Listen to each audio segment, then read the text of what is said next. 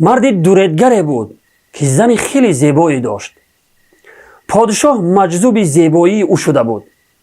از همین جهت پادشاه میخواست که با بهانه مرد را از سر راهش دور کند. بهانه تراشید و حکم کرد که فردا دوریدگر را اعدام کنید، یعنی او را به قتل رسانید. وقتی این حکم صادر شد و مرد یقین کرد که فردا جان خود را از دست می‌دهد، آن شب از فکر زیاد نمی‌توانست بخوابد.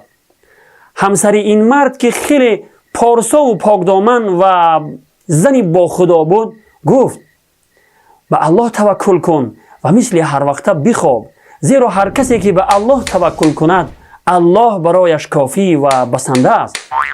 الله مهربان است و درهای کشاده اش بسیار است.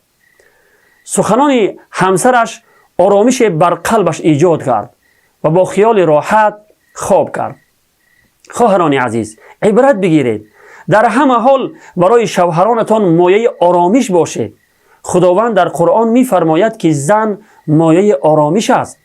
پس باید وجود شما در کنار شوهرانتان مایه آرامش باشد. خلاصه وقتی صبح شد ناگهان صدای پای سربازان را شنید. چهره‌اش دگرگون شد و با تأسف به همسرش نگاه کرد و با خود گفت: صد دریغا که باورت کردم. با دستی لرزان در خانه را باز کرد و دستانش را پیش برد تا سربازان زنجیرش کند. دو سرباز با تعجب گفتند: پادشاه مرده است، از تو میخواهیم برایش تابوت بسازی. بله برادران و خواهران عزیز، هر کسی به الله توکل کند الله برایش بسنده و کافی است. خداوند میفرماید: استعیذ بالله و من یتوکل علی الله فهو حسبه، یعنی هر کسی که به الله توکل کند پس او برایش کافی و بسنده است.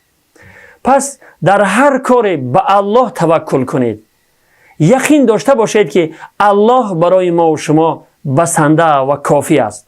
و السلام علیکم و رحمت الله و برکاته.